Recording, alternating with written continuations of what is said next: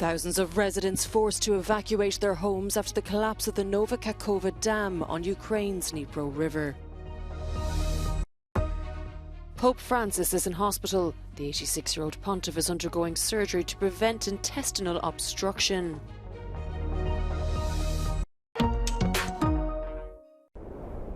As Russian shelling echoed overhead, Ukrainians have been forced to flee their villages after the Nova Kakhovka Dam on the Dnipro River collapsed. It has also endangered crops and farm animals, threatening drinking water supplies and communications. President Volodymyr Zelensky called it a, quote, environmental bomb of mass destruction and firmly blamed Moscow. Увесь світ знатиме про цей російський злочин війни, злочин екоциду. Таке свідоме знищення російськими окупантами дамби та інших споруд ГЕС є екологічною бомбою масового ураження. Заради власної безпеки світові варто показати зараз, що Росії не зійде з рук такий терор. The Kakhovka Dam and hydroelectric power station on the Dnipro River are in an area that Moscow has controlled for over a year. Both sides have been scrambling to rescue residents. While the repercussions are on a massive scale, it's the ordinary people who feel the biggest impact. Спасибо братьям нашим, блядь. Животные, сука, ебучие, извините за выражение, блядь.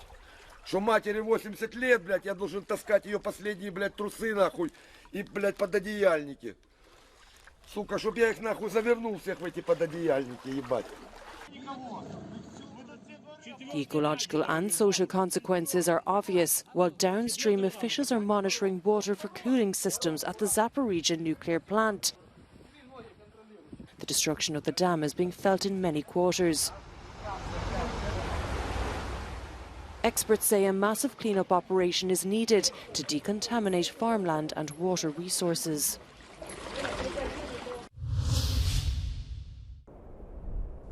Water gushing through the partially destroyed Kakhovka Dam in Ukraine.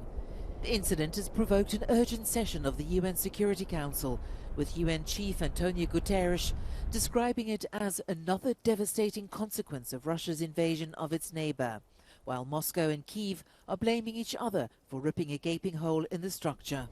В ночь на 6 июня киевский режим пошел на немыслимые преступления. Подрыв дамбы Каховской гидроэлектростанции, в результате чего начался неконтролируемый сброс воды ниже по течению реки Днепр.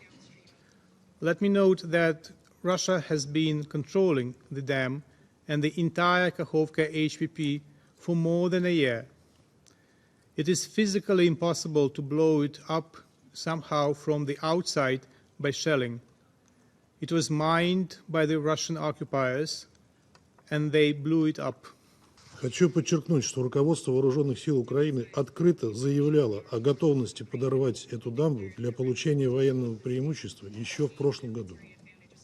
This is a terrorist act against Ukrainian critical infrastructure that aims at causing as many civilian casualties and as much destruction as possible.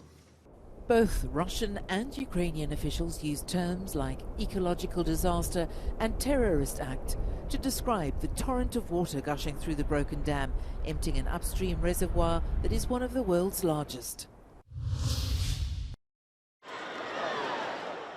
Pope Francis will undergo surgery due to risk of intestinal obstruction. The Vatican announced on Wednesday the pontiff has been admitted to the Gemelli Hospital in Rome and will be put under general anaesthesia. He will stay there for 2 days. Francis, now 86, had 33 centimetres of his colon removed 2 years ago due to inflammation and the narrowing of the large intestine. He also suffers from sciatica nerve pain and has been using a wheelchair and walker for more than a year because of strained ligaments in his knee. Russia has been condemned as a terrorist state, seeking to erase Ukrainian identity in opening arguments at the International Court of Justice in The Hague. The case has been brought by Kyiv, which is asking the UN top tribunal to order Moscow to pay reparations for historic attacks in rebel-held areas of eastern Ukraine and for the seizing of Crimea. Look at what happens now.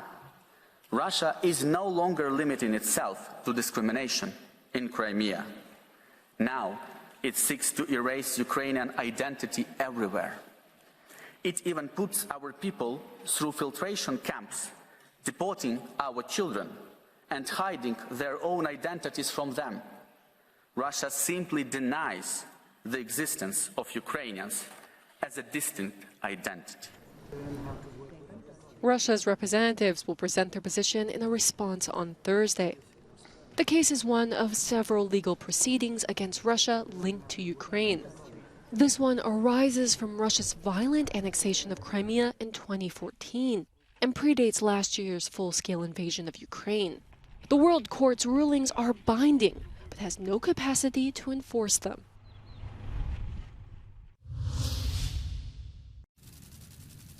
Despite the recent heavy rain in parts of Europe, some regions remain parched, and farmers in Lithuania are having to water their crops day and night as the drought worsens. Many fear that if the dry spell continues, they could lose about a third of their harvest. Jeigu ir toliau taip kepins, tai gali ir pusė derliaus nebūti.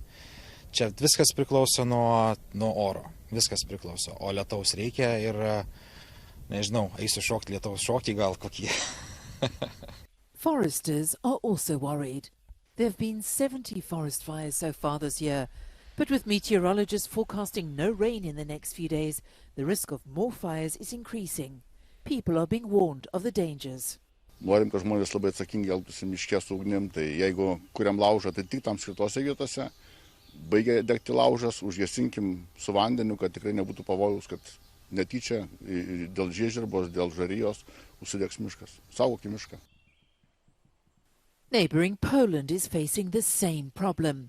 Authorities there have declared a level 3 risk of wildfires breaking out in most of its dry forests. Its highest warning. The main reason? The lack of rain. Tak, jeżeli w ciągu najbliższych 5 dni, kolejnych 5 dni, ta wilgotność ścioły będzie poniżej 10%, to nadleśniczy będzie miał obowiązek wprowadzić zakaz wstępu do lasu. While a ban would be a shame for locals wanting to enjoy the forest, it would go some way to protecting the wildlife, whose lives will be in danger if fires do break out. Dozens of celebrities have been posing naked with dead fish since 2009 for the Fish Love campaign to combat overfishing. The exhibition has now arrived outside the European Parliament and can be visited until June the 9th. One of the people pictured tells Euronews about the message he wants to convey. Are we doing a dance of life or are we doing a dance of death? And for me, I mean, of course, the poor shark is dead. But the fragility of that image and thinking that, you know, if the shark goes, I go. If Europe can take the lead in becoming a beacon of what maybe the future can hold as for mankind to survive, then I think all this is just a little drop feeding that goal. The founder of the campaign is the owner of a sushi restaurant in the UK who believes that the number of fish caught must be dramatically reduced. Farmed fish is being fed wild-caught fish. The solution is better management of the fish stocks, following scientific advice, stop listening, for the politicians to stop listening to the lobbyists of industrial fishing companies and to reduce the amount of fish that we catch. Although the EU sets annual quotas for fishing, 25% of the fish caught are still thrown back into the sea because they're not commercially interesting. The NGO Our Fish defends the move away from what it calls an intensive model of exploitation. We can have our fish and eat it by ensuring that we redesign the way we do fisheries management and stop thinking about fish just as a species to exploit and maximise, and actually start seeing them in their important role in the whole ocean and the climate system. On the 31st of May, the EU institutions reached a preliminary agreement on new rules to combat overfishing, with an electronic solution being proposed. Remote electronic monitoring systems for fishing vessels may be one of the solutions to combat overfishing. This will provide more data about what is being actually taken out of the ocean. There was a deal about revising a regulation on this between the European Parliament and the Council of the European Union. When this regulation will be in place, the fishing industry will have about 2 years to put it in practice. Isabel Marques da Silva, Euronews in Brussels.